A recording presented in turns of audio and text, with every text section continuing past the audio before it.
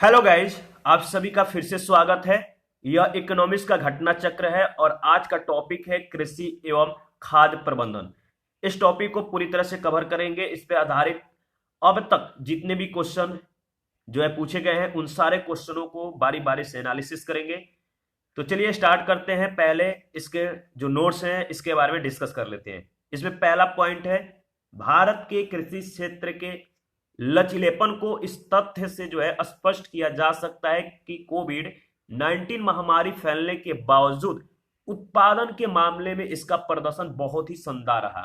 एक अनुमान वर्ष 2011 के जनगणना के मुताबिक कह सकते हैं कि आज भी देश का लगभग 54.6% कार्यबल कृषि कार्य और संबंध क्षेत्र की गतिविधियों में संलग्न है, जो वर्तमान कीमतों पर वर्ष 2019-20 में देश के सकल योजित मूल्य के लगभग 17.8% के बराबर है। दूसरा पॉइंट है, 2020-21 के दौरान स्थिर कीमतों पर कृषि क्षेत्रों ने 3.4% की विकास दर जो है हासिल किया है। आत्मनिर्भर भारत अभियान के अंतर्गत शुरू किए गए विभिन्न उपायों जैसे ऋण, बाजार में सुधार, खाद्य प्रसंस्करण, इस उद्योग में नवीन जो है स्फूर्ति आई है इन उपायों से। और प्रधानमंत्री गरीब कल्याण योजना के अधीन जो है 80.96 करोड़ लाभार्थियों को अतिरिक्त खाद्यान्न जो है उपलब्ध कराया गया था, जो एनएफएसए के द्वारा अनुमोदित सीमा से अधिक है। इस योजना के अंतर्गत प्रति व्यक्ति 5 किलोग्राम खाद्यान्न जो है प्रति माह की दर से नवंबर 2020 तक जो है मुफ्त में उपलब्ध कराया गया। लगभग 200 लाख मिलियन टन खाद्यान्न उपलब्ध कराया गया, जिस पर सरकार को जो है 7,500 करोड़ रुपए से भी अधिक खर्च करने पड़े।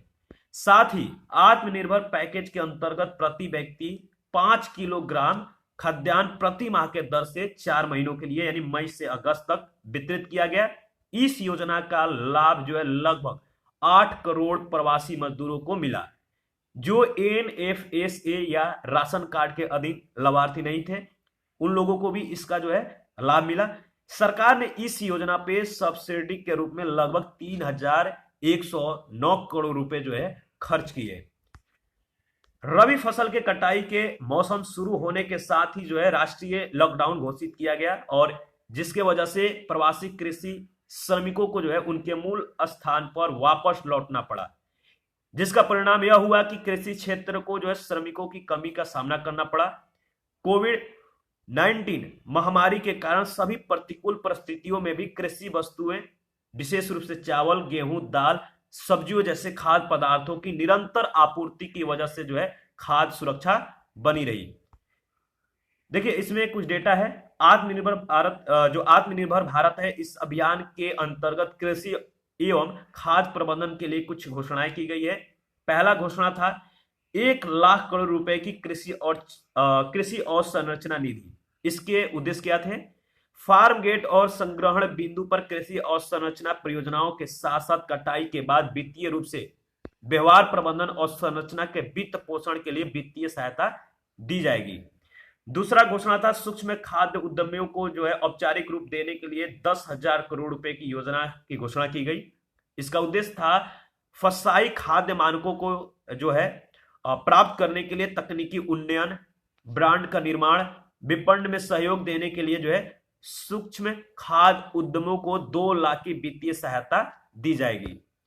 तीसरा घोषणा था प्रधानमंत्री मत्स्य संपदा योजना के माध्यम से मछुआरों के लिए जो है 20,000 करोड़ रुपए की जो है घोषणा की गई। और इसका उद्देश्य क्या था? इसका उद्देश्य था मछली पकड़ने के लिए बंदरगाह, कोल्ड चेन, बाजार इत्यादि जैसे अवसंरचना है, इंफ्रास्ट्रक्चर है, इसको विकसित करके समुद्री और अंतर्देशीय मत्स्य पालन का एकीकृत, सतत और समावेशी विकास करना। नेक्स्ट घोषणा था राष्ट्रीय पशु रोग नियंत्रण कार्यक्रम, और इसका उद्देश्य था मवेशियों, भैंस, बकरी तथा सूअरों का 100% टीकाकरण सुनिश्चित करते हुए पैर और मुंह की बीमारी और ब्रेसलोसिस को जो है नियंत्रित करना। नेक्स्ट है पशुपालन और संरचना विकास निधि, 15,000 जो करोड़ रुपए का घोषणा था। इसका जो उद्देश्य था डेयरी प्रसंस्करण में निजी निवेश को जो है प्रोत्साहित करने के लिए इसका मेन उद्देश्य कह सकते हैं, जिसका लक्ष्य मूल्य जोड़ने के साथ साथ मवेशियों के लिए चारे की व्यवस्था और इनकी अवसंरचना की उपलब्धता सुनिश्चित करना शामिल है। नेक्स्ट है टॉप से टोटल तक, यानी फार्म टॉप टू टोटल। इसका जो उद्देश्य था इस घोषणा का, खाद्य प्रसंस्करण उद्योग मंत्रालय द्वारा परिचालित ऑपरेशन ग्रेन्स को जो है टमाटर, प्याज और आलू सहित सभी फलों और सब्जियों तक जो है प्रसारित करना। ठीक है, तो ये जो घोषणाएं थी इनका उद्देश्य जो था शॉर्टकट में आपको याद रखना है।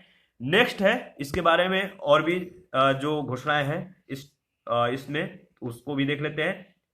नेक्स्ट घोषणा था आवश्यक वस्तु अधिनियम, कृषि विपणन और कृषि उपज मूल्य निर्धारण और गुणवत्ता आश्वासन में सुधार, जिसका उद्देश्य था इसी में कह सकते हैं इसका जो उद्देश्य था जो टॉप से टोटल तक का था, विधायिका का सुधार कृषि जिन्सों जैसे अनाज, दाल, तिलहन आदि को अनिवार्य वस्तुओं की सूची से अलग करना चाहती है, जिसका लक्ष्य है कृषि विपणन में सुधार करना, अनुबंध जो विपणन है इसको प्रोत्साहित करना। जो नेक्स्ट घोषणा है वह है प्रधानमंत्री गरीब कल्याण अन्न योजना। इसका उद्देश्य क्या है? इस योजना का जो उद्देश्य है लगभग 80 करोड़ राशन कार्ड धारकों की खाद्य तथा पोषण सुरक्षा सुनिश्चित करना है, जो कोविड द्वारा प्रेरित लॉकडाउन की वजह से प्रभावित हो गया था। नेक्स्ट है एक राष्ट्र एक राशन कार्ड योजना। इसका क्या उद्देश्य है? इस योजना का लक्ष्य है प्रवासी मजदूरों तथा उनके परिवार के सदस्यों को देश में किसी भी उचित मूल्य के दुकान से जो है पीडीएस है जो कह सकते हैं जो उन्हें जो सब्सिडी पे जो अनाज, दाल यानी खाद्य पदार्थ मिलता है उनको जो है दुकान मतलब कि देश के किसी भी उचित मूल्य के दुकान से जो है पीडीएस का लाभ दिलवाना है। एक राष्ट्र एक राशन कार्ड योजना का जो है मुख्य उद्देश्य यही है। सीएसओ द्वारा 29 मई को जारी राष्ट्रीय आय के अस्थायी अनुमान के अनुसार 2019-20 के लिए वर्तमान कीमतों पर जो है देश के सकल योजित मूल्य यानी जीबीए में कृषि और संबद्ध क्षेत्रों का जो योगदान है 17.8% है। देश के जीबीए में कृषि और संबद्ध क्षेत्रों का हिस्सा जो है 2014-15 के 18.2% से घटकर 2019-20 में केवल 17.8% रह गया, जो एक ऐसे विकास प्रक्रिया का अपरिहार्य परिणाम है जिसमें गैर कृषि क्षेत्रों का जो है सापेक्ष प्रदर्शन अधिक प्रभावी हो जाता है। कृषि क्षेत्र के अंतर्गत फसलों तथा वानिकी का जो हिस्सा है 2014-15 के 11.2% से घटकर 2018-19 में केवल 9.4% रह गया। पशुपालन और मत्स्य पालन उद्योग के हिस्सेदारी में वृद्धि ने फसल क्षेत्र के हिस्से में कह सकते हैं कमी की जो है क्षतिपूर्ति की है। देखिए इस चैप्टर में डेटा बहुत ज्यादा है और हम लोग अगर स्किप भी करना चाहे तो थोड़ा सा दिक्कत हो सकता है आपको समझने के लिए, तो चलिए देखते हैं जितना तक कवर हो सकता है करेंगे। फिर इसमें जो है ना क्वेश्चनें भी बहुत ज्यादा है, तो उन क्वेश्चनों के द्वारा भी जो है इन टॉपिक के अंतर्गत जो पॉइंट है इस टॉपिक के अंतर्गत जितने भी इंपॉर्टेंट है कह सकते हैं कि लाइन है जो पॉइंट है उस क्वेश्चन एनालिसिस के दौरान भी हम लोग कवर कर सकते हैं। तो चलिए देखते हैं जितना कवर हो सकता है करेंगे, इसके बाद फिर क्वेश्चन को स्टार्ट करेंगे। देखिए समय बीतने के साथ कृषि तथा संबद्ध क्षेत्रों का जीबीए के विकास दर में उतार चढ़ाव आता रहा। हालांकि 2020-21 के दौरान संपूर्ण अर्थव्यवस्था के लिए जो जीबीए था 7.2% के दर से संकुचित हो गया और कृषि क्षेत्र के लिए जीबीए के विकास में 3.4% के सकारात्मक वृद्धि दर जो है बनाए रखी। 2019-20 में जो है देश में कुल खाद्यान्न का उत्पादन जो है 296.65 मिलियन टन रहा, जो 2018-19 के 285.21 मिलियन टन खाद्यान्न उत्पादन से जो है 11.44 मिलियन टन अधिक था। यानी जो 2019-20 था 2018-19 में जो खाद्यान्न उत्पादन हुआ वो कितना हुआ 11 मतलब उससे अधिक कितना हुआ।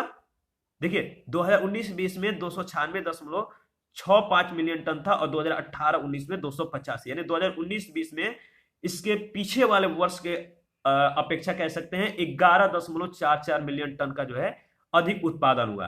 2019-20 के दौरान उत्पादन विगत 5 वर्षों के दौरान जो है 269.78 मिलियन टन औसत उत्पादन से जो है 26.87 मिलियन टन अधिक था। भारत में बड़ी संख्या में छोटे सीमांत किसानों को जो है संसाधनों की कमी से आप जूझते हुए देख सकते हैं, इन्हें जूझते हुए देखा भी गया है, जिससे स्पष्ट हो जाता है कि कृषि जो है यानी जो खेती बाड़ी है इसकी सफलता के लिए समय पर जो है पर्याप्त साख की उपलब्धता बहुत आवश्यक है। 2019-20 के लिए कृषि क्षेत्र के साख प्रवाह का जो लक्ष्य है वो है, आप देख सकते हैं 13,50,000 करोड़ रुपए निर्धारित किया गया है, जिसकी तुलना जो है 13,92,469.81 करोड़ का लक्ष्य प्राप्त किया गया है।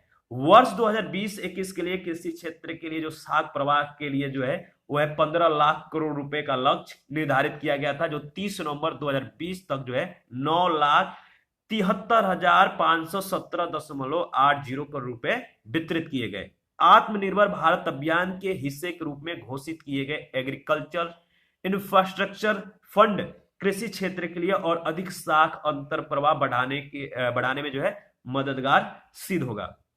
देखिए मैं इसको जो है स्क्रॉल कर देता हूं, सारे डेटा आए हैं तो डेटा को छोड़ते हैं, क्वेश्चन पे जो है आगे बढ़ते हैं। आप वीडियो को पॉज करके पूरी इस डिस्कशन को जो है इस पूरी नोट्स को जो है आप देख सकते हैं। तो वीडियो को पॉज करके आप पूरी डेटा को एनालिसिस करिए, पूरी टॉपिक को जो है यहाँ पे आप पढ़ सकते हैं। बाकी हम लोग जो है क्वेश्चन भी बहुत ज़्यादा है और ये सारे डेटा जो सारे इंफॉर्मेशन है आप क्वेश्चन एनालिसिस के दौरान जो है भी पूरा कर सकते हैं, यानी कवर हो जाएगा। तो मैं 1 मिनट में ये सारे जो टॉपिक के पॉइंट हैं स्क्रॉल करके समाप्त करता हूँ। इसके बाद हम लोग क्वेश्चन को जो है एनालिसिस करेंगे, ठीक है। देखिए बहुत ज़्यादा इसमें डेटा है।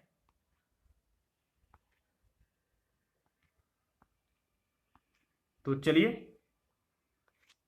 ये पूरी तरह से जो है समाप्त हो गया और पहला क्वेश्चन देखते हैं इस टॉपिक का।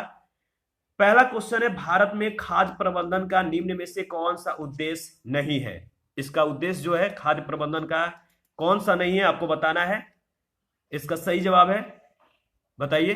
देखिए आर्थिक समीक्षा 2016-17 के वॉल्यूम 2 के अनुसार बात करें तो उसके पेज पे जो वॉल्यूम 2 है इसके पेज पे 182 पेज पे कह सकते हैं, खाद्य प्रबंधन में खदानों की खरीद और उसका वितरण और बफर स्टॉक मूल स्थिरता के लिए उसका भंडारण शामिल है। तो स्पष्ट है आपका इसमें जो आपका खदानों का निर्यात है, डी ऑप्शन, यानी इसका उद्देश्य नहीं है। तो उपयुक्त में से कोई नहीं है या उपयुक्त में से एक से अधिक। तो आपका इसमें कौन सा आंसर सही है, आपको बताने कौन सा एक उद्देश्य नहीं है। तो उद्देश्य नहीं है वो है खदानों का निर्यात। अगर पूछा जाता कि कौन सा उद्देश्य है तो आपका ई ऑप्शन सही हो जाता, यानी एक से अधिक जो है इसमें आंसर सही है। सेकंड नंबर क्वेश्चन है, किसी निजी क्षेत्र के बैंक ने किसानों के लिए ई किसान धन ऐप जो है चालू किया है। किस बैंक ने? HDFC बैंक ने। HDFC बैंक ने 2000 में जो है किसान धन मोबाइल एप्लीकेशन जून 2020 में, सॉरी 2000 में नहीं, जून 2020 में किसान धन मोबाइल एप्लीकेशन जारी किया और इस एप्लीकेशन से किसान फसलों के भाव, वैरायटी, मौसम की जानकारी आदि जो है कृषि सूचना के साथ साथ बैंकिंग सेवा का भी लाभ ले सकेंगे। इसके बाद हमारा नेक्स्ट क्वेश्चन है थर्ड नंबर, हाल के बीते दिनों में निम्नलिखित में से कौन से कारक जो है नीतियां, कौन सी कारक या कौन सी नीतियां जो है भारत में चावल के मूल्य को प्रभावित कर रही थी। तो बताना है कौन से कारक या नीतियां जो है भारत में चावल के मूल्य को प्रभावित कर रही थी। 4 पॉइंट है, आपको चारों को देखना है, बताना है कि इसमें से कौन सा ऑप्शन सही होगा। पहला है न्यूनतम समर्थन मूल्य है। क्या यह जो है जो यह नीति जो है यानी भारत में जो चावल है इसके मूल्य को प्रभावित कर रही थी।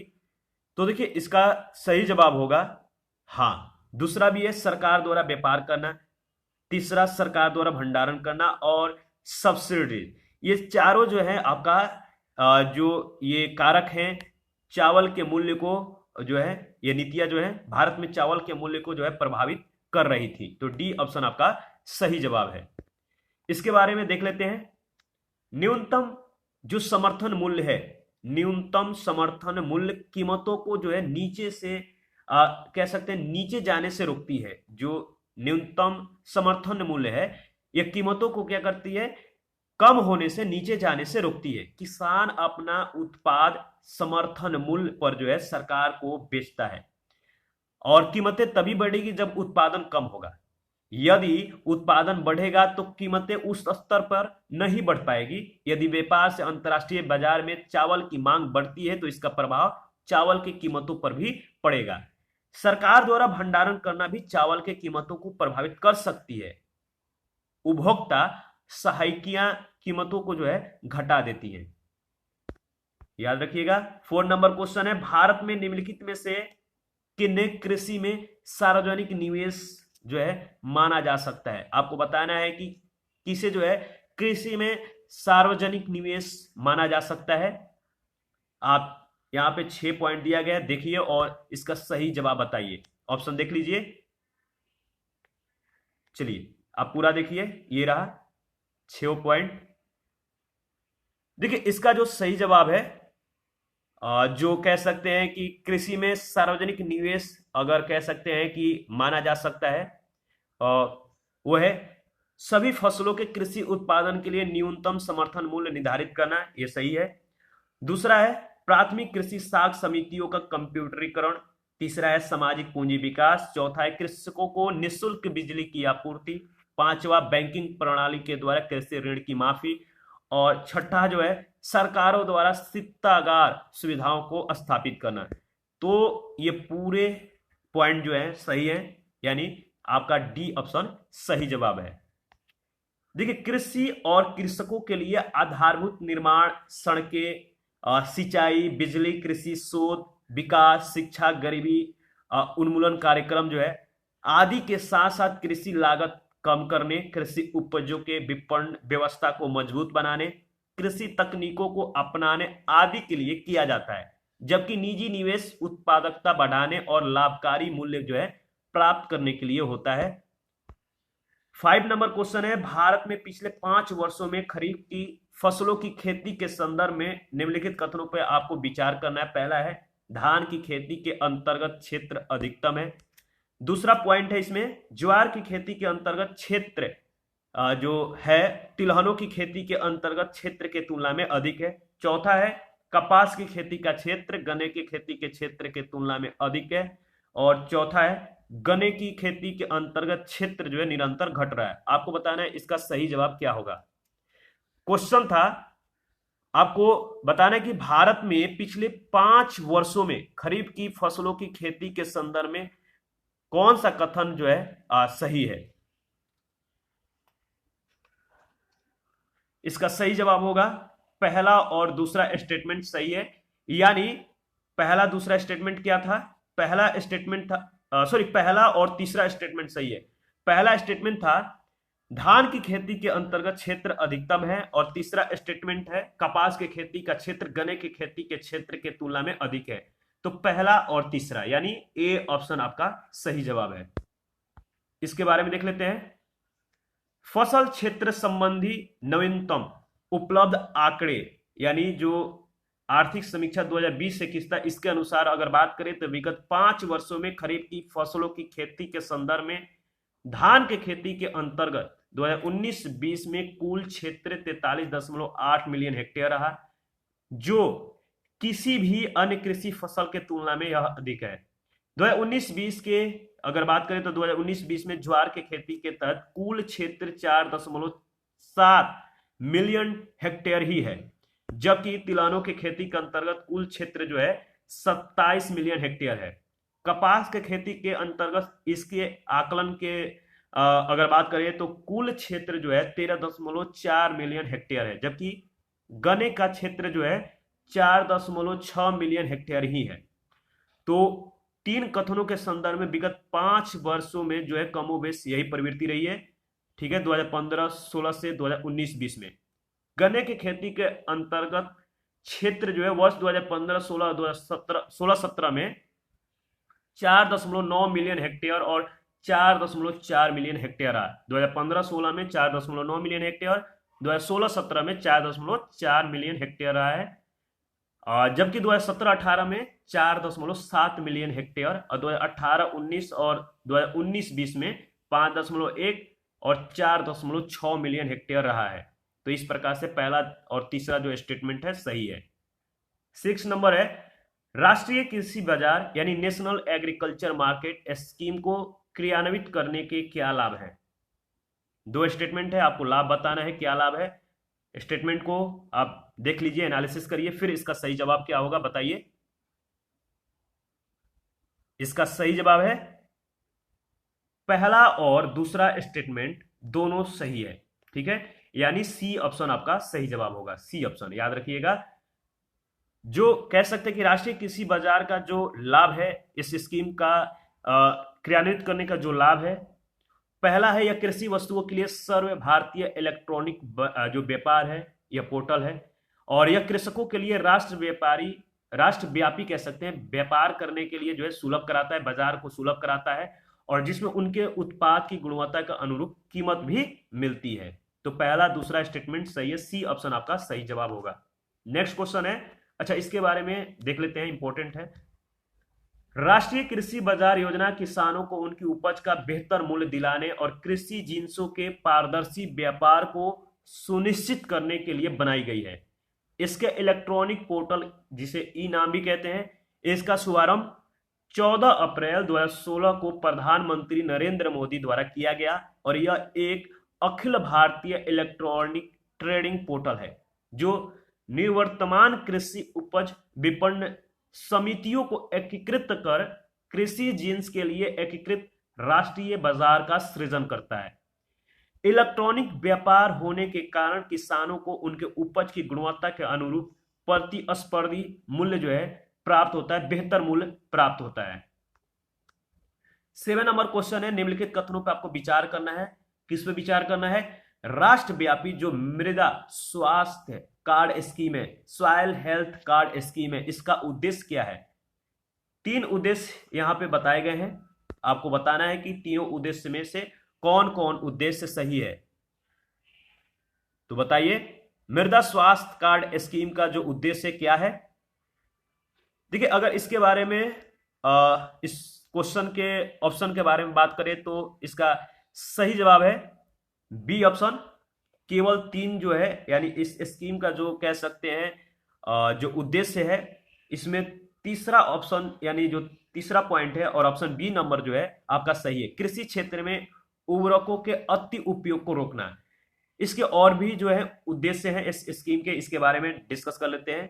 देखिए, जो मृदा स्वास्थ्य कार्ड है, यह जो योजना है 19 फरवरी 2015 को प्रधानमंत्री नरेंद्र मोदी के द्वारा राजस्थान के सूरतगढ़ से स्वस्थ धरा खेत हरा नारे के साथ जो है शुरू किया गया था। इसका उद्देश्य था किसानों को उनकी भूमि की गुणवत्ता के विषय में जागरूक करना, उन्हें उर्वरकों के प्रति जो है अनावश्यक प्रयोग को रोकना, कृषकों को अधिक उत्पादक, धारणीय और पर्यावरण के प्रति लोचशील बनाना। तो इस तरह से जो है इसमें तीसरा स्टेटमेंट सही होता है। तो जो उद्देश्य थे कह सकते हैं कि जो मृदा स्वास्थ्य कार्ड स्कीम का आपको ध्यान रखना है, 3-4 जो उद्देश्य हैं इंपॉर्टेंट है। क्वेश्चन नंबर नेक्स्ट 8 नंबर है, निम्नलिखित में से भारत में 1991 में जो आर्थिक पॉलिसी थी, जो इकोनॉमिक कह सकते हैं नीतियां थी, उनके उदारीकरण के बाद घटित हुआ है। 1991 में आर्थिक नीतियों के जो उदारीकरण है, इसके बाद जो है घटित हुआ है। आपको बताना है कि जो 4 स्टेटमेंट है, इसमें से कौन सा कुट जो है सही है। तो कौन से निम्नलिखित में से कौन से जो स्टेटमेंट है 1991 में आर्थिक नीतियों के उदारीकरण के बाद घटित हुआ? इसका सही जवाब क्या होगा आप बताइए।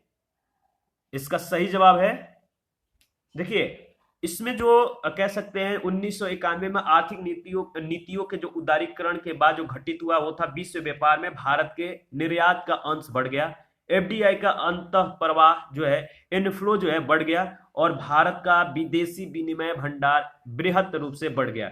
तो इसमें दूसरा, तीसरा, चौथा जो है आप कह सकते हैं स्टेटमेंट सही है, बी ऑप्शन आपका करेक्ट ऑप्शन है। ध्यान रखिएगा, बी ऑप्शन जो इसमें पॉइंट दिया गया है इसके बारे में हम लोग डिस्कस कर लेते हैं। डेटा है बहुत ज्यादा। विश्व विकास संकेतक के अनुसार भारत के सकल घरेलू उत्पाद में जो कृषि का अंश है 2000 में 23% था, 2015 में 17%। आर्थिक समीक्षा 2015-16 के अनुसार अगर बात करें तो 2014 में विश्व निर्यात में भारत का हिस्सेदारी जो है 1.7% ही था, जबकि वर्ष 1990 और 2000 में यह कितना था, 0.5 और 0.7, यानी 1990 में 0.5 था, 2000 में थोड़ा बढ़ा तो 0.7% रह गया। कथन 2 इसलिए जो है सत्य है। आर्थिक समीक्षा 2015-16 के अनुसार अगर बात करें तो भारत का न्यूअल एफडीआई वर्ष 2014-15 में जो है कह सकते हैं कि 31,251 मिलियन डॉलर जो है था, और 2001 में यह मात्र जो है 3,272 मिलियन डॉलर हो गया। मतलब 2000 और 2001 की बात करें तो इसका जो कह सकते हैं कि कितना मिलियन डॉलर था। भारत का न्यूअल एफडीआई जो है, यानी प्रारंभिक आंकड़े के अनुसार अगर बात करें 2014-15 में तो ये था 31,251, और 2000 से 2001 में यह मात्र 3,272 मिलियन डॉलर था। तो कथन तीसरा जो है सत्य है। भारत का विदेशी विनिमय भंडार, अच्छा तीसरा कथन क्या था, एफडीआई का अंतर प्रवाह बढ़ा है, इनफ्लो बढ़ा है। मतलब आप आंकड़ा देखिए तो आपको शायद समझ में आ गया होगा कि बढ़ गया है। भारत का विदेशी विनिमय भंडार 1991-92 में 9,220 मिलियन डॉलर था, और 2014-15 में बढ़कर कितना हो गया, 32,649 मिलियन डॉलर। तो चौथा स्टेटमेंट जो है इस कारण सत्य हो जाता है। अच्छा, चौथा स्टेटमेंट क्या था, भारत का विदेशी जो विनिमय भंडार है बृहद रूप से बढ़ गया है। तो बढ़ गया है, आप देख रहे हैं एक बार कितना बढ़ा। क्वेश्चन नंबर जो 9 है, निम्नलिखित में से क्या भारत में नीली क्रांति से संबंधित है। आपको नीली क्रांति से संबंध बताना है कि नीली क्रांति किससे संबंधित है, तो मत्स्य पालन से। ठीक है। अच्छा, कुछ जो क्रांतियां हैं इनके बारे में हम लोग जिस रेवोल्यूशन कह सकते हैं कि जो रिवोल्यूशन है ना, ये बहुत एग्जामों में पूछे जाते हैं, लेकिन चुनिंदा जो रिवोल्यूशन है उन्हीं को पूछा जाता है। तो इनके बारे में हम लोग डिस्कस कर लेते हैं। हरित क्रांति किससे संबंधित है, खाद्य उत्पादन से। श्वेत क्रांति दुग्ध उत्पादन से। भूरी क्रांति उर्वरक उत्पादन से। पीली क्रांति जो है तिलहन उत्पादन से संबंध है, और लाल क्रांति मांस या टमाटर के उत्पादन से संबंधित है। ठीक है। इसके बाद जो हमारा नेक्स्ट क्वेश्चन है, आगे बढ़ते हैं। 10 नंबर है, सूरज धारा जो योजना है किससे संबंधित है। इसका सही जवाब क्या होगा, बीज अदला बदली जो है सूरज धारा से संबंधित है। यह योजना जो है इस योजना के तहत बीज को जो है अदला बदली किया जाता है सूरज धारा योजना से। जो यह योजना है बहुत इंपॉर्टेंट है। कहां की योजना है, चलिए इसके बारे में हम लोग डिस्कस कर लेते हैं। मध्य प्रदेश सरकार द्वारा संचालित यह योजना जो सूरज धारा योजना है बीज अदला बदली से संबंधित है। इस योजना के तहत अनुसूचित जाति एवं जनजाति के लघु और सीमांत कृषकों को 1 हेक्टेयर के लिए जो है दलहनी और तिलहनी फसलों के बीज अदला बदली के लिए जो है अनुदान दिया जाता है।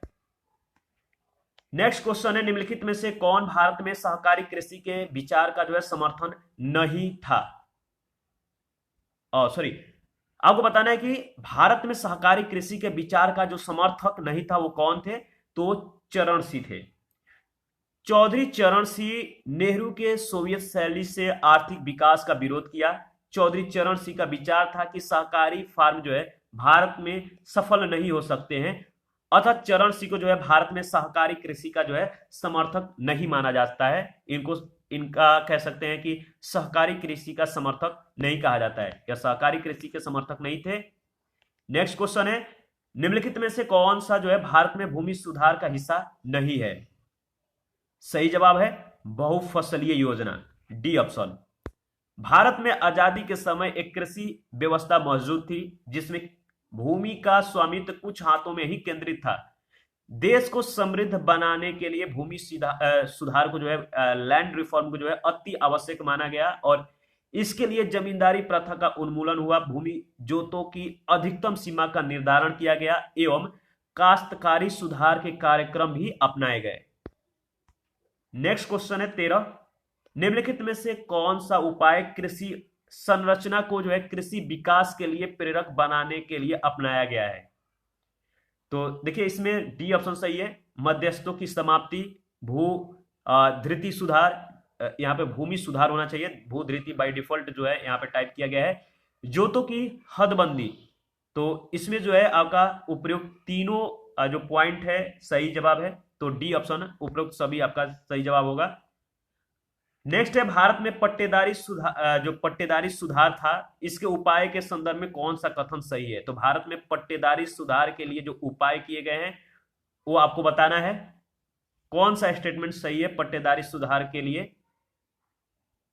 देखिए इसके कह सकते हैं इसमें जो सही जवाब है आपका तीनों स्टेटमेंट सही है, लगान का विनिमय, अवधि की सुरक्षा, पट्टेदारी पर स्वामित्व की घोषणा, यानी डी ऑप्शन आपका सही जवाब है। सामान्य रूप से अगर बात करें तो लैंड रिफॉर्म्स, विशेष रूप से पट्टेदारी सुधार यानी जो टेनेंसी रिफॉर्म्स था, इसका उद्देश्य जो था सामाजिक न्याय के दृष्टिकोण से पट्टे या जोतों के स्वामित्व का पुनर्वितरण और भूमि के अनुकूलतम उपयोग के दृष्टि से प्रचालनात्मक जोतों को पुनर्गठित करना, भूमि सुधारों के तहत मध्यवर्तियों का उन्मूलन, पट्टेदारी सुधार जिसके तहत लगान का विनिमय, पट्टेदार के लिए जो है पट्टा अवधि की सुरक्षा और उन्हें पट्टेदारी का स्वामित्व प्रदान करना शामिल है। इस पूरी अवधारणा का उद्देश्य वास्तविक कृषकों को जो है अधिकार प्रदान कर उन्हें राज्य के प्रत्यक्ष रूप से जो है संपर्क में लाना है। पट्टेदारी की सुरक्षा और लगान के विनियमन के साथ वास्तविक कृषकों को पट्टेदारी पर स्वामित्व प्रदान करना कृषकों को उनके श्रम का समुचित प्रतिफल उपलब्ध कराने हेतु आवश्यक है। नेक्स्ट क्वेश्चन हमारा है 15, भारत में सीमांत जोत का जो आकार है कितना है? सीमांत जोत का जो एरिया है कितना को माना जाता है? तो 1 हेक्टेयर से कम जो होता है वो सीमांत जोत कहलाता है। इसके बारे में हम लोगों ने इसे पहले वाले वीडियो में जो है हम लोगों ने डिस्कस किया था। 2015-16 के अनुसार बात करें तो भारत में सीमांत जोत जो मार्जिनल लैंड होल्डिंग है 1 हेक्टेयर से कम है, और जोतों का जो अर्ध जोत है जो आकार है कह सकते हैं जो सीमांत जोत से थोड़ा अधिक होता है, वो कितना होता है? 1 से 2 हेक्टेयर। और मध्यम जोतों का जो आकार है 2 से 4 हेक्टेयर, मध्यम जोतों का आकार जो है 4 से 10 हेक्टेयर, और बृहद जोतों का आकार कितना होता है? 10 हेक्टेयर से अधिक। भारत में सकल जोत में जो है 68.4% सीमांत जोते, 17.62% लघु जोते और 9.56% अर्ध मध्यम जोते और 3.8% मध्यम जोते और 1% से भी कम बृहद जोते हैं। तो इस तरह से आप ध्यान रखिएगा, डेटा बहुत ज्यादा है, रट्टा नहीं मारना है, रिवीजन करते रहना है, आपको खुद ब खुद जो है रिकॉल हो जाएगा, याद हो जाएगा, तो रिवीजन करते रहिए। टेलीग्राम चैनल को आप ज्वाइन कर लीजिए, वहां पे रोज क्यूज जो है कराए जाते हैं। तो चलिए 16 नंबर क्वेश्चन देखते हैं। भारत में सीमांत कृषि भूमि जोत का जो आकार है कितना है? आपको पता है 1 हेक्टेयर से कम। 1 हेक्टेयर से कम जो जोत होते हैं वो क्या कहलाते हैं? सीमांत कृषि। 17 नंबर क्वेश्चन है, गेहूं के सिंचाई के लिए जो अतिक्रांतिक अवस्था है वो कौन सा है? तो आपका सही जवाब होगा ताज निकलने की अवस्था। देखिए इसके बारे में अगर थोड़ा डिस्कस करें तो ताज निकलने की अवस्था जो है गेहूं के सिंचाई के लिए अतिक्रांतिक अवस्था होती है। यदि किसान को एक सिंचाई की सुविधा जो है, एक व्यवस्थित सिंचाई की सुविधा जो है उपलब्ध हो तो उसे इसी अवस्था में सिंचाई करने की सलाह दी जाती है, अगर मतलब सिंचाई की सुविधा उपलब्ध हो तो। लेकिन कई अन्य अवस्थाएं भी जो है सिंचाई के क्रांतिक अवस्था से संबंधित हैं। इन सबका संबंध एक से अधिक सिंचाई सुविधा उपलब्ध होने पर है। तो अगर सिंचाई की सुविधा कह सकते हैं कि हमेशा उपलब्ध हो तो एक से अधिक क्रांतिक अवस्था वो आ सकती है जहां सिंचाई की व्यवस्था जरूरी हो जाता है। लेकिन याद रखना है कि ताज निकलने की जो अवस्था है गेहूं के सिंचाई के लिए अतिक्रांतिक जो है अवस्था होती है। क्वेश्चन नंबर 18 है, लाखों करोड़ों पुरुष और स्त्री श्रमिकों में जो वास्तव में काम करते हैं परस्पर हिस्सेदारी और सहयोगपूर्ण निष्पादन की भावना भर देना जो उपयुक्त अंश है किससे संबंधित है? लाखों करोड़ों पुरुष एवं स्त्री श्रमिकों में जो वास्तव में काम करते हैं परस्पर हिस्सेदारी और सहयोगपूर्ण निष्पादन की भावना भर देना जो अंश है किससे संबंधित है? सामुदायिक विकास से।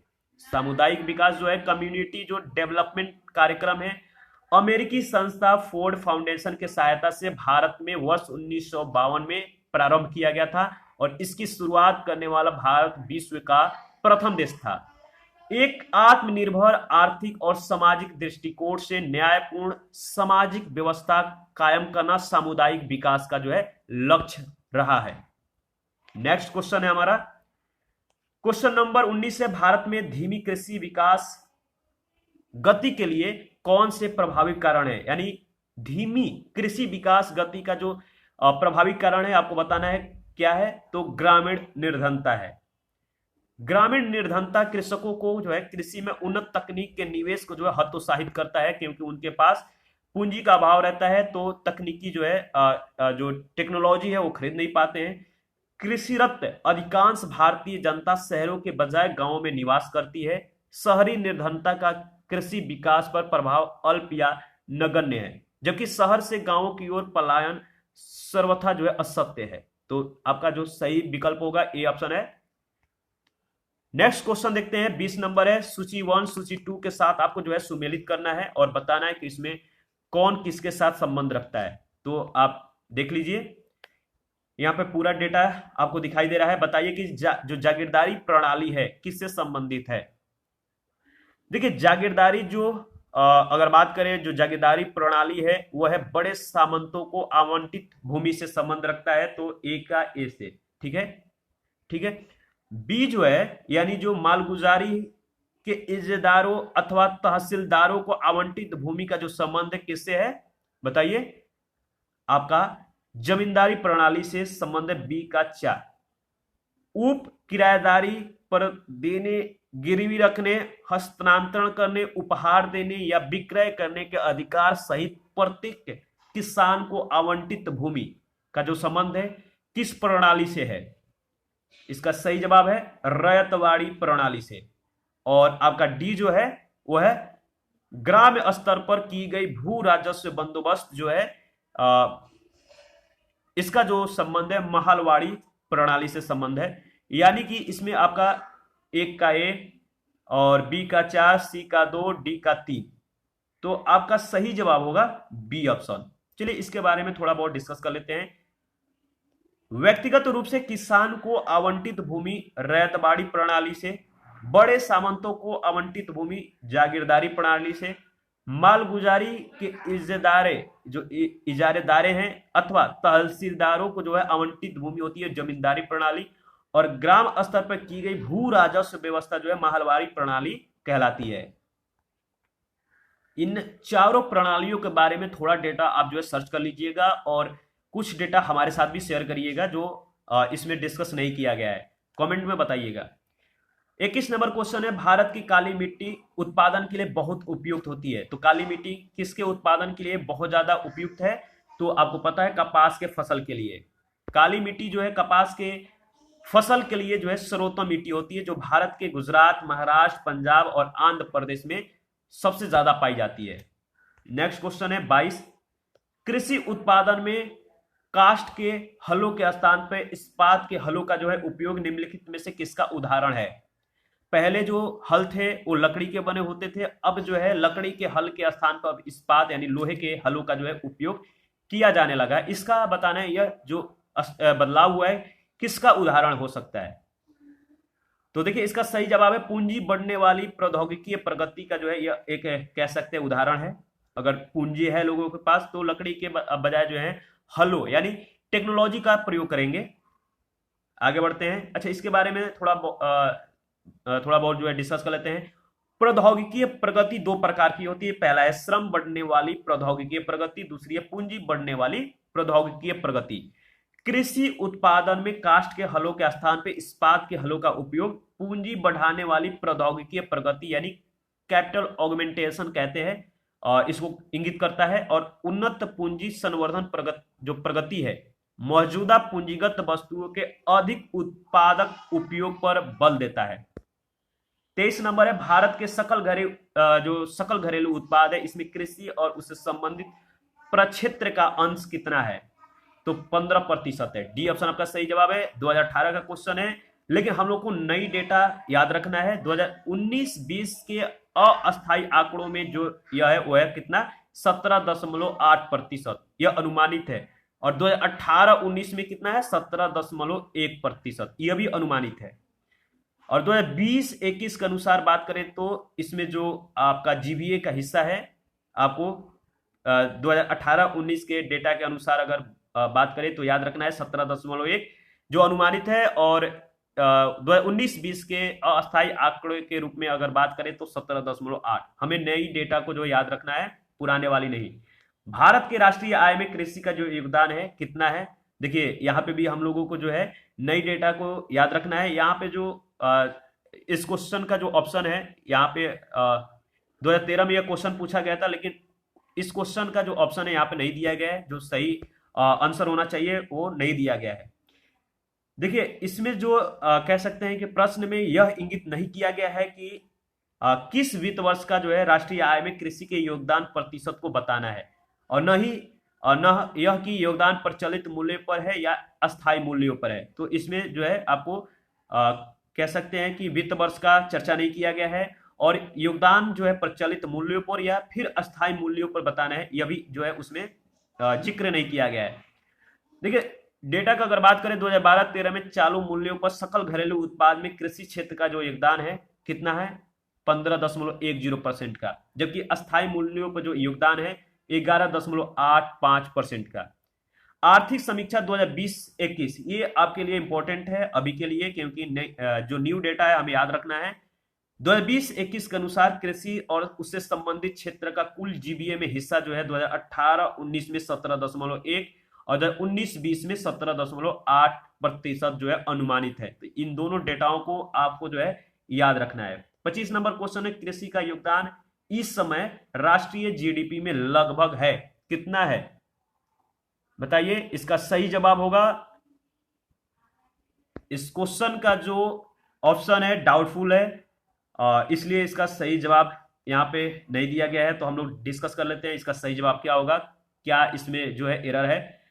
आर्थिक सर्वेक्षण 2012-13 के अनुसार, देखिए ये क्वेश्चन 2012 में पूछा गया है, तो 2012-13 के अनुसार 2011-12 में कृषि और उससे संबंधित क्षेत्रों का जो राष्ट्रीय जीडीपी था, राष्ट्रीय जीडीपी, इसमें योगदान था 14.1% का। और आर्थिक समीक्षा 2020-21 के अनुसार जो कृषि और संबंधित क्षेत्र का कुल जीबीए था, इसका हिस्सा चालू कीमतों पे यानी 2018-19 में 17.1 और 2019-20 के अस्थायी आंकड़ों में 17.8% अनुमानित है। तो इन दोनों डेटाओं को आपको याद रखना है। इस समय भारत की राष्ट्रीय आय में कृषि का योगदान कितना है? यह क्वेश्चन देखिए 1998 और 1996 में पूछा गया है। तो हमें 2020-21 का डेटा है, 2019-20 का जो डेटा है इसको याद रखना है। तो इसमें भी जो है जो ऑप्शन है डाउटफुल है। 1996-97 का अगर बात करें तो कृषि और उससे संबंध क्षेत्र का जीडीपी में योगदान जो है 26.19% था। तो ऑप्शन नहीं है।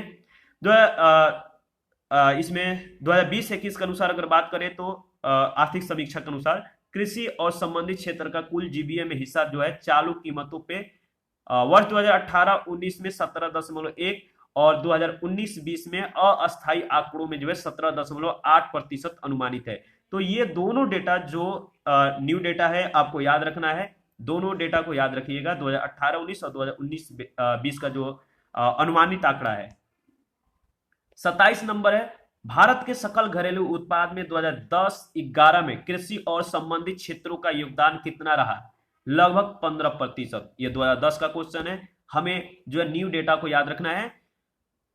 आर्थिक समीक्षा 2020-21 के अनुसार सकल मूल्य वर्धन में इसका अंशदान 2018-19 में और 2019-20 में अस्थायी आंकड़ों में 17.1 और 17.8% अनुमानित है। तो 2020-21 का जो आर्थिक समीक्षा है, जो अंशदान वर्ष है 2018-19 और 19-20, इसका डेटा जो है मतलब कि 17.1 किसका है, 2018-19 का, और 2019-20 का जो डेटा है वो 17.8%, ये अनुमानित डेटा है। तो यही याद रखना है। भारतीय अर्थव्यवस्था में कृषि का योगदान क्या हो रहा है, घट रहा है, बढ़ रहा है या स्थिर है। तो देखिए भारतीय अर्थव्यवस्था में कृषि का जो योगदान है वो घट रहा है। क्यों घट रहा है, इसके बारे में हम लोग डिस्कस कर लेते हैं। भारत जैसे विकासशील देशों में कृषि क्षेत्र और ग्रामीण अर्थव्यवस्था आजीविका के अवसर उपलब्ध कराने, खाद्य सुरक्षा सुनिश्चित करने और उद्योग सेवा क्षेत्रों के विकास को बढ़ावा देने में महत्वपूर्ण भूमिका निभाते हैं। हालांकि विकास की प्रक्रिया में अन्य बातों के साथ साथ जीबीए में यानी सकल मूल्य वर्धन में कृषि का योगदान जो है घटता जाता है, जिससे वर्तमान भारतीय परिप्रेक्ष्य में भी देखा जा सकता है। ठीक है, देखिए इस पे कुछ है, इस प्रश्न पे आधारित कुछ डेटा है जो आपको ध्यान में रखना है। डेटा ज्यादा नहीं है, आपको याद रखना है कि चालू कीमतों पर क्षेत्रवार जो हिस्सेदारी दिया गया है कृषि एवं संबंध क्षेत्र में 2014-15, 2015-16 और 2018-19। तो हमें ज्यादातर 2018-19 वाला डेटा को याद रखना है। कृषि एवं संबंध क्षेत्र पे जो कह सकते हैं क्षेत्रवार जो हिस्सेदारी है 2018-19 में 16.1 है, और उद्योग में 29.6 और सेवा में जो है 54.3%। ठीक है, ये सारे परसेंट में है, याद रखना है। 2020-21 के अनुसार बात करें तो 2020-21 में चालू मूल्यों पर जीवीए में कृषि उद्योग और सेवा के क्षेत्र का जो हिस्सा है 19.9% है। इसके बाद कृषि का जो है 19.9, उद्योग का 25.8 और सेवा का जो हिस्सा है सेवा क्षेत्र का वो है 54.3। तो सेवा क्षेत्र का ज्यादा हिस्सा है। यह हम लोग किस वर्ष का बात कर रहे हैं, आर्थिक समीक्षा 2020-21 के अनुसार 2020-21 के चालू मूल्यों पर जीबीए में, और जबकि 2019-20 के लिए जो है यह क्रमशः लगभग 18% कृषि में, 29% जो है उद्योग में और 55% जो अनुमानित है वह है सेवा के क्षेत्र में। नेक्स्ट क्वेश्चन है, आर्थिक नियोजन के युग के आरंभ से भारत की सकल राष्ट्रीय आय में कृषि का हिस्सा क्या हो रहा है, आपको बताना है। निरंतर कम होता रहा, यानी ए ऑप्शन आपका सही जवाब है। आर्थिक नियोजन के युग के आरंभ से भारत की सकल राष्ट्रीय आय में कृषि का हिस्सा निरंतर कम होता रहा है। और क्यों ऐसा हुआ, डेटा आप देख के समझ सकते हैं। देखिए जो इसमें डेटा है ना, आप जब क्वेश्चन पूछा गया उस समय का जवाब देखिए, उस समय का डेटा देखिए। इस क्वेश्चन को 2 बार पूछा गया, 1999 और 2004 में भी। नियोजन के प्रारंभ में वर्ष 1950-51 में भारत के सकल राष्ट्रीय आय में कृषि का हिस्सा था 53.1%, जो समय के साथ साथ क्रमशः कम होते हुए 2006-07 में 17.4%, 2010-11 में 14.5%, 2011-12 में 14.1%, 2012-13 में 13.68% रह गया। आर्थिक समीक्षा 2020-21 के अनुसार और वर्ष 2018-19 में सकल मूल्य वर्धन यानी जीबीए में कृषि और संबंध क्षेत्रों का जो अंशदान था चालू कीमतों पे 17.1% और 2019-20 के अस्थायी आंकड़ों में 17.8% जो है अनुमानित है। तो डेटा देखकर आप बता सकते हैं इसका सही जवाब क्या होगा। हमें न्यू डेटा को याद रखना है, पुराने वाले डेटा को छोड़ दीजिए। क्वेश्चन नंबर 30 है, एनएसएसओ के 70वें चक्र द्वारा संचालित कृषक कुटुंबों की स्थिति आकलन सर्वेक्षण के अनुसार निम्नलिखित कथनों पर विचार करना है। इसमें जो है आपका 3 कथन दिया गया, पहला, दूसरा, तीसरा। तीनों कथन को ऑब्जर्व करिए, फिर इसका सही जवाब दीजिए। इसका सही जवाब है, देखिए आपका पहला स्टेटमेंट और तीसरा स्टेटमेंट। राजस्थान में ग्रामीण कुटुंबों में कृषि कुटुंबों का प्रतिशत सर्वाधिक है और तीसरा है केरल में 7% से कुछ अधिक कृषि कुटुंबों ने यह सूचना दी कि उन्होंने अधिकतम आय और गैर कृषि स्रोतों से जो है प्राप्त की है। तो इसमें जो आपका तीसरा ऑप्शन है, पहला तीसरा स्टेटमेंट सही है। इसके बारे में हम लोग थोड़ा डिस्कस भी कर लेते हैं, चलिए, इंपॉर्टेंट है। सांख्यिकी एवं कार्यक्रम कार्यान्वयन मंत्रालय ने राष्ट्रीय नमूना सर्वेक्षण संगठन ने अपने 70वें दौर यानी जनवरी दिसंबर 2013 में कृषक परिवारों की स्थिति का जो है मूल्यांकन सर्वेक्षण के प्रमुख संकेतकों को जो है 19 दिसंबर 2014 को जारी किया। इस सर्वेक्षण का उद्देश्य भारत सरकार के नीतियों और कार्यक्रमों के संदर्भ में देश के ग्रामीण क्षेत्रों में कृषक परिवारों की स्थिति की जानकारी हासिल करना था। इस सर्वेक्षण के अनुसार जो बातें थी, पहला था कि उत्तर प्रदेश में अनुमानित 18.05 मिलियन कृषक परिवार थे और यह देश में कृषक परिवारों का 20% था। इस सर्वेक्षण से जो पहला डेटा हासिल हुआ। दूसरा जो है, राजस्थान के ग्रामीण परिवारों में सबसे अधिक प्रतिशत जो है कृषक परिवारों का है। तो याद रखिएगा, राजस्थान के ग्रामीण परिवारों में सबसे अधिक प्रतिशत किनका है? कृषक परिवारों का है।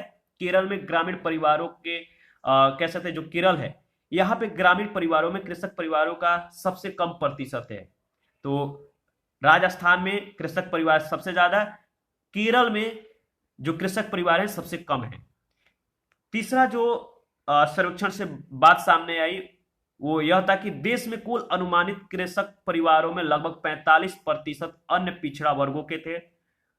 लगभग 16% कृषक परिवार अनुसूचित जाति के और 13% जो है अनुसूचित जनजाति के लोग थे।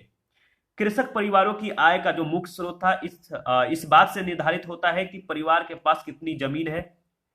और जो नेक्स्ट जो सर्वेक्षण से बात पता चला कि केरल को छोड़कर सभी प्रमुख राज्यों में कृषक परिवारों ने अपनी आय का मुख्य स्रोत जो है खेती बाड़ी गतिविधि, जिसमें जुताई, पशुधन, अन्य कृषि गतिविधियां जो है शामिल थी। तो खेती बाड़ी के अंतर्गत ये चीजें आती हैं।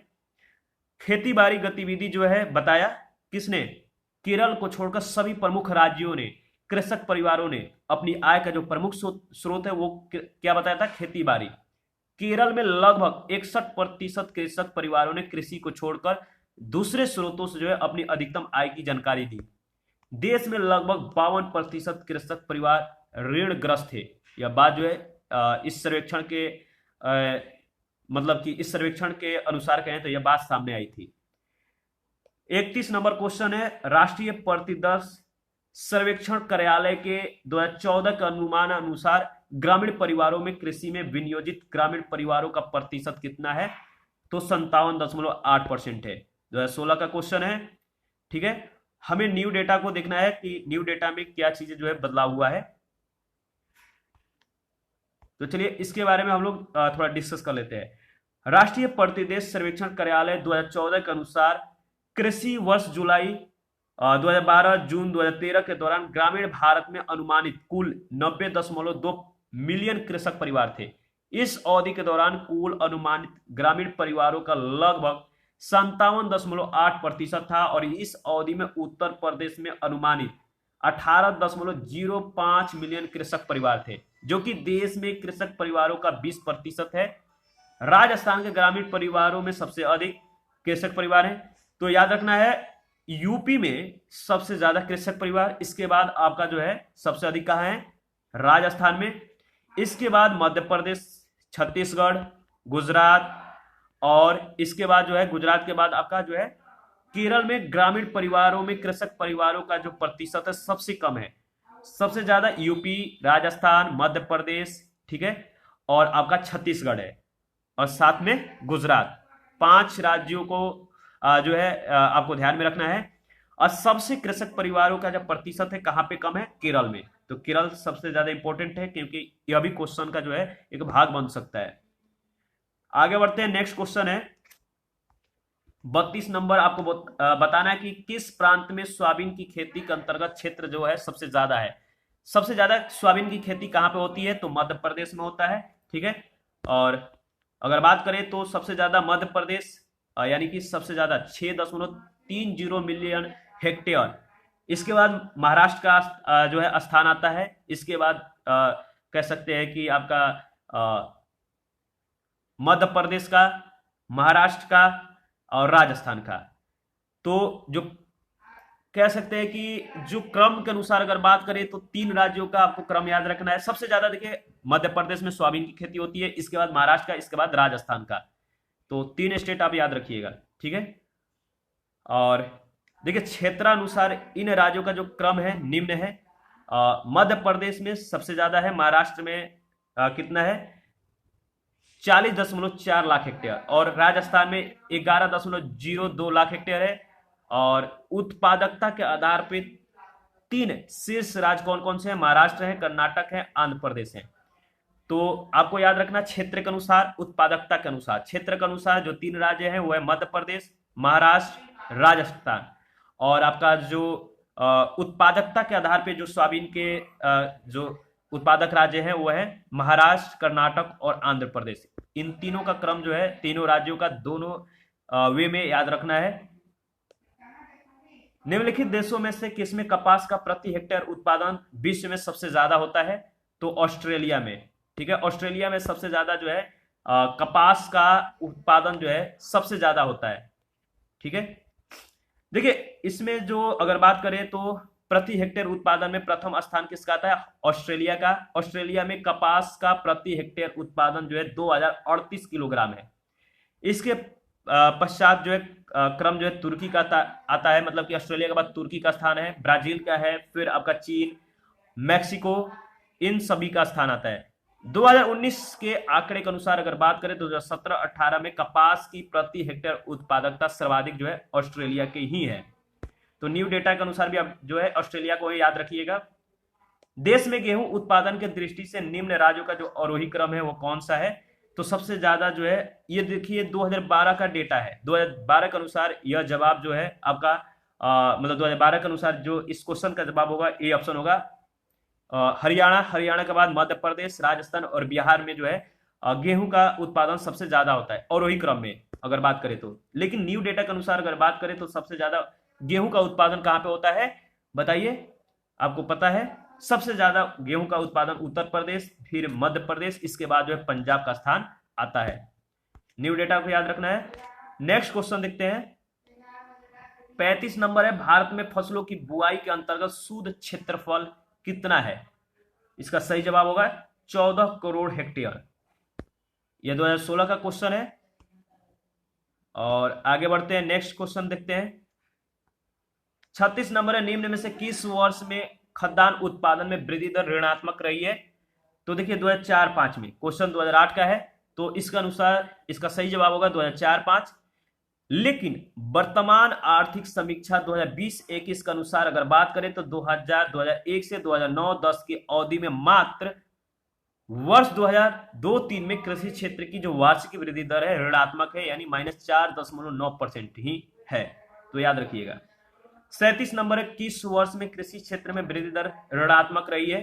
तो 2014-15 में, ठीक है। 2014-15 के प्रथम और द्वितीय संशोधित अनुमानों के अनुसार कृषि और संबद्ध क्षेत्र में स्थिर मूल्यों पर नकारात्मक वृद्धि दर यानी -0.2 और -0.3% अनुमानित किया गया था। लेकिन वर्तमान आर्थिक समीक्षा 2020-21 के अनुसार अगर बात करें तो विकल्पगत सभी वर्षों में कृषि क्षेत्र में धनात्मक वृद्धि की गई है, या विगत एक दशक यानी 2010-11 से 2020-21 में कृषि क्षेत्र में कभी भी ऋणात्मक वृद्धि दर दर्ज नहीं की गई है।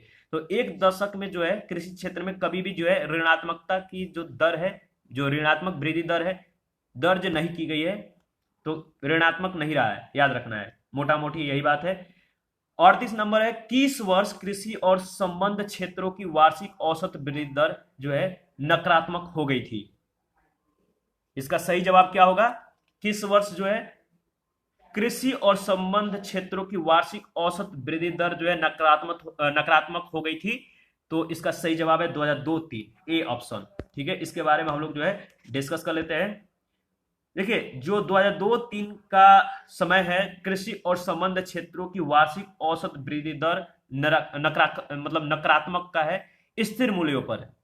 वर्तमान आर्थिक समीक्षा 2020-21 के अनुसार 2002-03 के बाद जो है किसी भी वर्ष में ऋणात्मक वृद्धि दर्ज नहीं की गई है। यह बात हम लोगों ने इससे पहले भी डिस्कस किया है, ध्यान रखिएगा।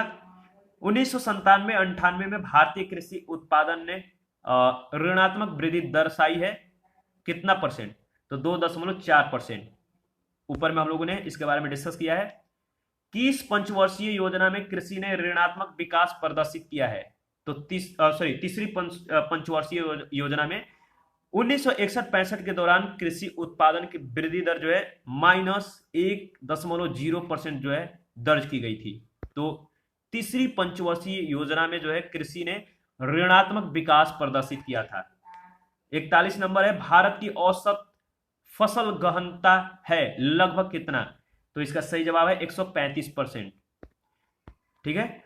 और न्यू डेटा के अनुसार अगर बात करें तो फसल गहनता जो है 2020 मतलब कि 19-20 के अनुसार 142% है। तो इसको आपको जो है ध्यान में रखना, न्यू डेटा को।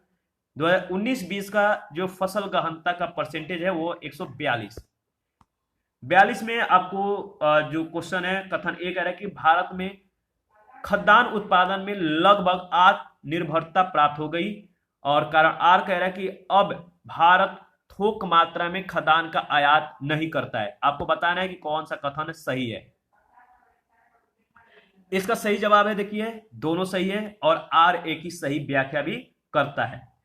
कैसे? देखिए हरित क्रांति के बाद जो है आपका जो हरित क्रांति है इसके बाद कहें तो भारत में खाद्यान्न उत्पादन में अपेक्षित वृद्धि हुई, यानी अपेक्षा से अधिक ज्यादा कह सकते हैं, आशाओं से भी ज्यादा जो है हरित क्रांति के बाद जो है भारत में खाद्यान्न उत्पादन में वृद्धि हुई।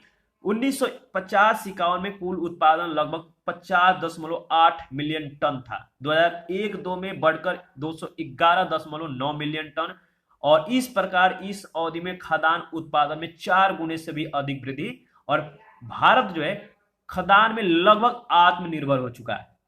2001 से 2002 में भारत द्वारा खाद्यान्न का जो आयात था कुल आयात मूल्य का मात्र 4.5% था। तो इस तरह से कथन और कारण दोनों सही है, ध्यान रखिएगा। और एक डेटा है आपको ध्यान रखना है, न्यू डेटा जो है आर्थिक समीक्षा 2020-21 के अनुसार वर्ष 2019-20 में खाद्यान्न उत्पादन जो है 296.7 मिलियन टन अनुमानित है। ठीक है। 43 है, निम्न कथन से हम क्या समझते हैं? आपको एक कथन दिया गया है, आपको बताना है कि आप इस कथन से क्या समझते हैं। भारत ने राष्ट्रीय खाद्यान्न सुरक्षा प्राप्त कर ली है परंतु पारिवारिक सुरक्षा नहीं प्राप्त की है। इसका मतलब क्या है? इसका मतलब है खाद्यान्न स्टॉक जो पर्याप्त तो है परंतु सभी परिवारों को उसे प्राप्त करने की सामर्थ्य कह सकते हैं नहीं है। तो डी ऑप्शन आपका सही है। खाद्यान्न स्टॉक ज्यादा है, प्राप्त है, पर्याप्त मात्रा में है, लेकिन सभी परिवारों को उसे प्राप्त करने की जो सामर्थ्य है वो नहीं है। तो डी ऑप्शन जो है इस स्टेटमेंट का सही व्याख्या करता है।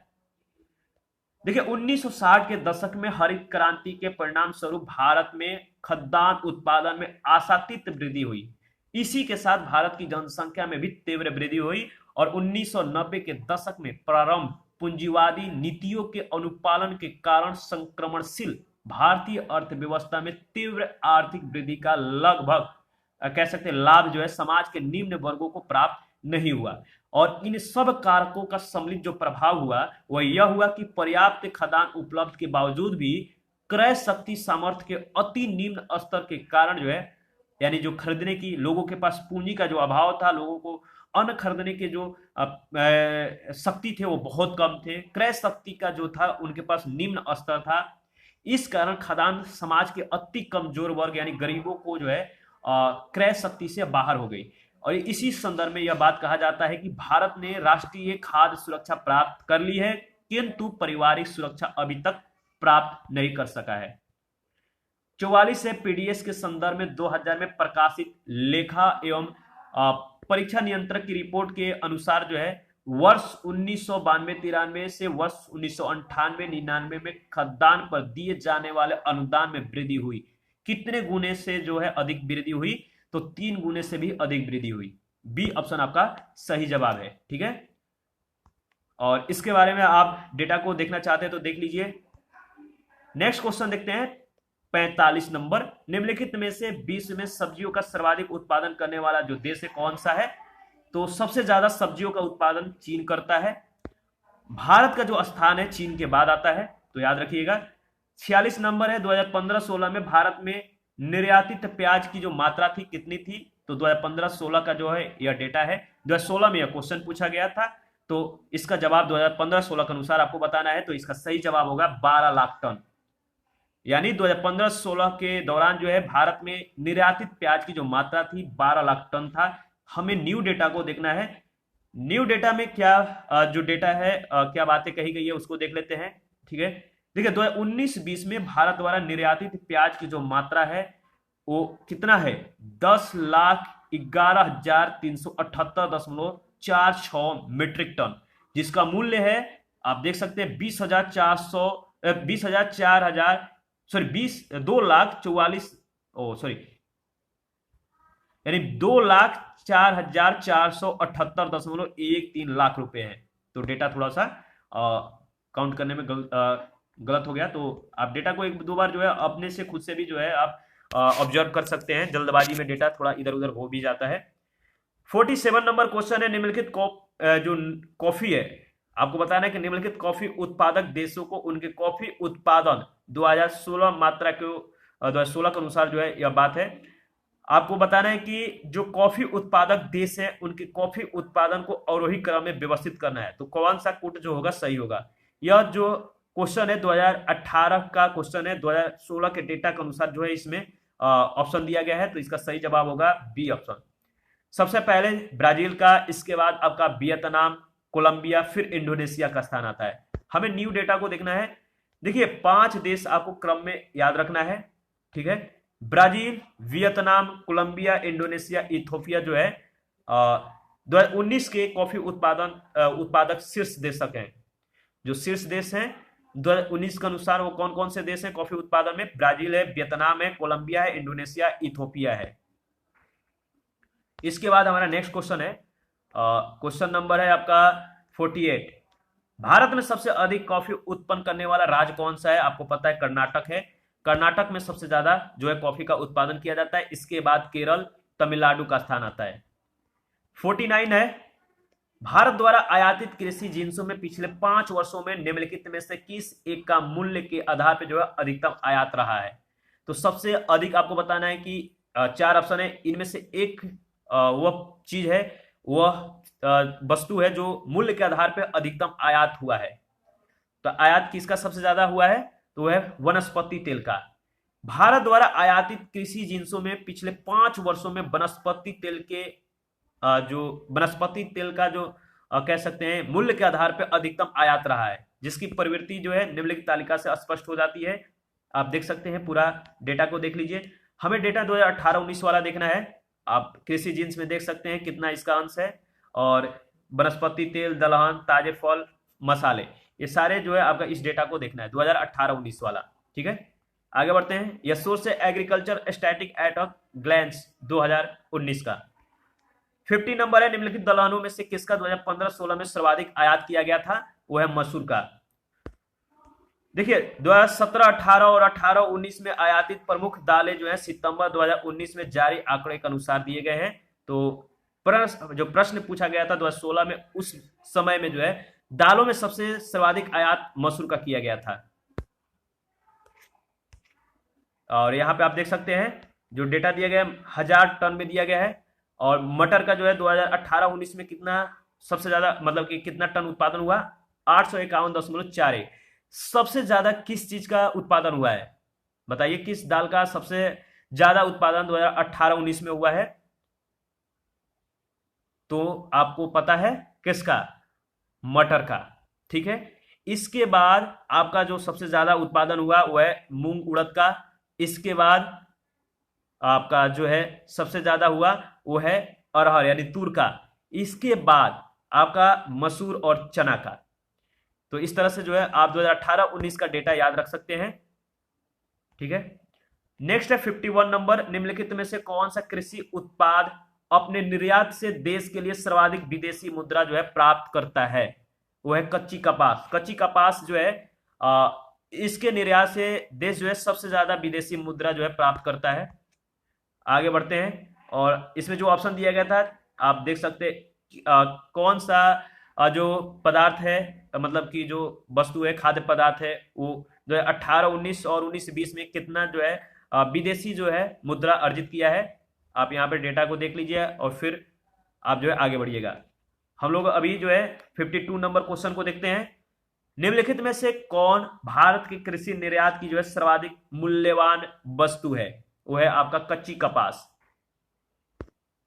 सबसे ज्यादा जो भारत का कृषि निर्यात सर्वाधिक मूल्यवान वस्तु है वो है कच्ची कपास है। और आगे बढ़ते हैं, नेक्स्ट हमारा जो क्वेश्चन है वो है आपका 53 नंबर। निम्नलिखित कथनों पर आपको विचार करना। पहला स्टेटमेंट है, विश्व में भारत एकमात्र देश है जो रेशम के ज्ञात सभी 5 व्यापारिक प्रकार उत्पन्न करता है। दूसरा है, भारत विश्व में चीनी का सबसे बड़ा उत्पादक है। इसका सही जवाब है पहला स्टेटमेंट सही है। देखिए पहला स्टेटमेंट इसलिए सही है कि जो विकल्प बी जो है प्रश्न काल में जो जब प्रश्न पूछा गया था, यह प्रश्न कब का है? 2005 का है, IS प्री का है। तो वर्तमान में भी विकल्प बी ही सही है। रेशम के ज्ञात, देखिए प्रश्नकाल तथा वर्तमान में विकल्प बी सही है। और विकल्प बी में आपका क्या था? भारत जो विश्व में चीनी का सबसे बड़ा उत्पादक है। ठीक है, तो देख लेते हैं क्यों ऑप्शन ए सही है इसमें। अच्छा, इसमें जो विचार करना था, आपको बताना था कौन सा सही है, तो ऑप्शन ए है। लेकिन यहाँ पे जो इसका डेटा दिया गया कह रहा है कि प्रश्नकाल और वर्तमान में भी विकल्प बी ही सही है। कैसे? तो रेशम के ज्ञात सभी 5 व्यापारिक किस्मों का एकमात्र उत्पादक देश भारत है। रेशम की ये 5 श्रेणियां जो है मलेबरी है, ट्रॉपिकल टसर है, ओक टसर है, ईरी है, मूंगा है। रेशम उत्पादन में चीन का जो प्रथम, भारत का द्वितीय स्थान आता है। भारत विश्व में रेशम का सबसे बड़ा उपभोक्ता देश भी है। मलबरी रेशम का उत्पादन जो है कर्नाटक, आंध्र प्रदेश, तमिलनाडु, जम्मू कश्मीर, पश्चिम बंगाल राज्यों में जो होता है। और गैर मलबरी रेशम का जो उत्पादन होता है कहां कहां पे होता है? झारखंड, छत्तीसगढ़, उड़ीसा, उत्तर पूर्वी राज्यों में बहुतायत मात्रा में जो है होता है। इस प्रकार विकल्प ए जो होगा आपका सही होगा। और नवीनतम जो आंकड़े हैं उसके अनुसार, उसके आधार पर अगर बात करें 2019-20 और 2020-21 में विश्व में चीनी का सबसे बड़ा उत्पादक देश जो है ब्राजील, दूसरा सबसे बड़ा उत्पादक देश जो है भारत है। तो इस तरह से जो है आपका 2019 में जारी आंकड़े के अनुसार 2017-18, 2018-19 में भारत चीनी का सबसे बड़ा उत्पादक देश था, जबकि ब्राजील दूसरे स्थान पे था। तो इस तरह से आपको डेटा पूरी तरह से याद रखना है, इंपॉर्टेंट है। 54 है, कौन सा एक कृषि में उत्पादकता बढ़ाने का रास्ता है? बताइए। तो देखिए इसमें जो है आपका ऑप्शन जो है एक से अधिक सही है, तो उपयुक्त में से जो है आपका एक से अधिक सही है, ई ऑप्शन आपका सही जवाब होगा। देखिए विकल्प में दिए गए सभी उपाय कृषि में उत्पादकता बढ़ाने के रास्ते हैं। 60 और भारत में जो है 60 और 70 के दशक में बीज, खाद, सिंचाई, कीटनाशक, पादप संरक्षण तकनीकों के उत्पादन जो है विकास और प्रयोग में वृद्धि हुई। तो इस देश में जो है कह सकते हैं भारत देश में जो है हरित क्रांति का जो सूत्रपात हुआ, इससे किससे? 60-70 के दशक में जो बीज, खाद, सिंचाई, कीटनाशक और पादप संरक्षक तकनीकों के जो उत्पादन थे, इनका विकास था और इनका जो प्रयोग था, इसमें वृद्धि हुई, तो देश में हरित क्रांति भी आई थी। तो इसमें आपका ABCD चारों ऑप्शन सही है। तो आपका जो उपयुक्त आंसर होगा वो ई ऑप्शन होगा, उपयुक्त में से एक से अधिक। 55 नंबर है, निम्नलिखित में से कौन सा भारतीय कृषि की निम्न उत्पादकता का कारण नहीं है? वो है आपका सहकारी कृषि, सी ऑप्शन। सहकारी कृषि की दिशा जो है कह सकते हैं कि 20वें दशक के प्रारंभ में भारत में सहकारी कृषि की दिशा में प्रारंभिक प्रयास आरंभ हुआ था। स्वतंत्रता के उपरांत प्रारंभिक वर्षों में सहकारी कृषि को बढ़ावा देने का जो विशेष प्रयास किया गया था, और सहकारी कृषि उत्पादकता में वृद्धि करती है। इस प्रकार सहकारी कृषि जो है भारतीय कृषि के निम्न उत्पादकता का कारण नहीं है। 56 है, भारतीय अर्थव्यवस्था में कृषि का महत्व उसके जो है निम्नांकित में से किस योगदान से जाना जाता है? तो भारतीय अर्थव्यवस्था में कृषि का जो महत्व है उसके निम्नांकित में से किस योगदान से जाना जाता है? तो है आपका राष्ट्रीय आय तथा रोजगार, औद्योगिक विकास तथा अंतरराष्ट्रीय व्यापार और खाद्यान्न आपूर्ति, उपयुक्त सभी से। तो डी ऑप्शन आपका सही जवाब है। आप डेटा को पढ़ना चाहते हैं, एनालिसिस करना चाहते हैं तो कर लीजिए। आगे बढ़ते हैं हम लोग। 57 नंबर है, आपको बताना है कि भारत के आर्थिक संकेतक और कृषि उत्पादन से संबंधित निम्नलिखित युग्मों में से कौन सुमेलित है। तो जीडीपी प्रति व्यक्ति जो है आपका वर्तमान मूल्य 37,000 है, तो पहला तो सही है, ठीक है। इसके बाद चावल जो है 180 मिलियन टन दिया गया है, तो यहाँ पे ये दूसरा वाला जो स्टेटमेंट है गलत है, ठीक है। आप ध्यान रखिएगा, पहला जो है जीडीपी, ये क्वेश्चन 2008 का है, ये भी ध्यान रखना है। न्यू डेटा के अनुसार इसका सही जवाब जो है ढूंढना नहीं है, हम लोग न्यू डेटा के बारे में भी डिस्कस करेंगे, लेकिन जो अभी का डेटा, जो 2018 का क्वेश्चन का जो डेटा है, अभी के डेटा से जो है हम लोग कंपेयर नहीं करेंगे। तो इसका सही जवाब जो होगा, इसमें जो है आपका ए ऑप्शन जो है, सॉरी, इसमें जो है आपका डी ऑप्शन जो है सही है, पहला और तीसरा, और इसमें जो दूसरा था गलत है। और इसके बारे में हम लोग जो है थोड़ा बहुत डिस्कस कर लेते हैं। 2006-07 में भारत की प्रति व्यक्ति जीडीपी चालू मूल्यों पर 37,000 रुपए थी, तो पहला तो सही हो जाता है। और गेहूं का उत्पादन 75.8 मिलियन टन था उस वर्ष। जो चावल का उत्पादन था 93.4 मिलियन टन था। इससे स्पष्ट है कि तथ्य जो है चावल का उत्पादन 180 मिलियन टन है, जो गलत है। तो दिए गए विकल्प में से विकल्प डी सत्य है। अर्थात अगर हम बात करें आर्थिक समीक्षा 2020-21 के अनुसार, तो 2020-21 में स्थिर और चालू मूल्यों पर प्रति व्यक्ति आय जो है 86,456 रुपए है। किस पे? स्थिर मूल्य पे, और चालू मूल्य पे 1,26,968 रुपए। आर्थिक समीक्षा 2020-21 में जारी आंकड़ा हुआ था, इसके अनुसार वर्ष 2019-20 के अनुसार बात करें तो चावल के उत्पादन में जो है 118.4 मिलियन टन और गेहूं का उत्पादन जो है 107.6 मिलियन टन जो है अनुमानित है। कुल खदान उत्पादन 296.7 मिलियन टन अनुमानित है। 58 है, भारत में कृषि आयकर लगाया जा सकता है। भारत में कृषि आयकर किसके द्वारा लगाया जा सकता है? तो सही जवाब है राज्य सरकारों के द्वारा। आगे बढ़ते हैं, नेक्स्ट क्वेश्चन है 59। भारत में कृषि क्षेत्र श्रम शक्ति के कितने प्रतिशत लोगों को जो है प्रत्यक्ष रोजगार प्रदान करता है? इसका जो सही जवाब है इसमें नहीं दिया गया है, तो हम लोग डेटा को देख लेते हैं। 2001 के जनगणना, 2001 का ये क्वेश्चन है, उसके जनगणना के अनुसार अगर बात करें तो भारत की 58.2% श्रम शक्ति जो है कृषि क्षेत्र से जुड़ी थी, तो ऑप्शन जो है इसमें नहीं दिया गया है। 2011 के जनगणना के अनुसार अगर हम बात करें तो देश के कुल कामगारों का जो कह सकते हैं कि प्रतिशत है, कितना है? 55% कृषि क्षेत्र से जुड़ा हुआ है। तो कामगारों का लगभग जो है 55% जो है कृषि क्षेत्र से जुड़ा हुआ है। तो न्यू डेटा आपको याद रखना है, 2011 के जनगणना के अनुसार देश के कुल कामगारों का जो लगभग डेटा है कितना परसेंट का है? 55% का।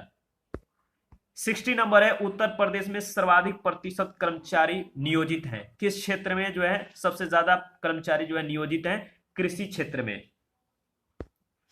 और आगे बढ़ते हैं, 61 है, भारत के श्रमिक बल में प्राय कितने प्रतिशत अपने जीवन यापन के लिए वर्तमान में कृषि पर जो निर्भर है? आपको मालूम है कितने परसेंट जो है कृषि पर जो है निर्भर है। इसका सही जवाब क्या होगा? इसका सही जवाब है, आप बताइए। इसका सही जवाब है 65%, बी ऑप्शन। इसके बारे में जो है देख लेते हैं। देखिए यह क्वेश्चन है 1997 के, उसके अनुसार अगर प्रश्नकाल के संदर्भ में अगर बात करें तो इसका जो निकटतम उत्तर बी है, सही है। जबकि 2011 के डेटा के अनुसार बात करें तो लगभग जो है 55% और एग्जैक्ट बात करें तो 54.6% है, ठीक है। तो ध्यान रखिएगा। 62 नंबर है, निम्न में से नकदी फसल कौन सी नहीं है? तो देखिए नकदी फसल कौन सी नहीं है, वह है आपका ज्वार। ज्वार जो है नकदी फसल नहीं है। तो इसके बारे में हम लोग जो है डिस्कस कर लेते हैं। खाद्यान्न जो फसलें हैं कौन कौन सी है? चावल, गेहूं, मक्का, मोटे अनाज है, दूसरा है दलहन। और इसके बाद जो है गैर खाद्यान्न फसलें जो नकदी फसलें कहते हैं, पहला जो तिलहन में आता है मूंगफली, रैपसीड और सरसों। रेशेदार में कपास, जूट और मेस्ता, ये सारे जो है नकदी फसल हैं। यानी नकदी का मतलब जो होता है व्यापार के लिए जो है मतलब कि जो है पैसों के लिए जो मतलब कि व्यापार किया जाता है, जो कह सकते हैं बेचने के लिए, यानी जो ज्यादा व्यापार के लिए किया जाता है वही नकदी फसलें होती हैं। तो व्यापार के व्यू से किए जाने वाला कृषि जो होती है नकदी फसलें उसके अंतर्गत होती है। और जो नगदी फसलें हैं वो है तिलहन में मूंगफली है, रैपसीड है, सरसों है, और रेशेदार में जो नगदी फसलें हैं कपास है, जूट है, मेस्ता है। बागवानी फसलें जो है चाय, कॉफी, रबड़ है, और अन्य में जो है गन्ना, तंबाकू, आलू, ये सारे जो है नगदी फसल के अंतर्गत आते हैं। 63 है काली क्रांति किससे संबंधित है? तो आपको पता है काली क्रांति जो है कच्चा तेल उत्पादन से संबंधित है।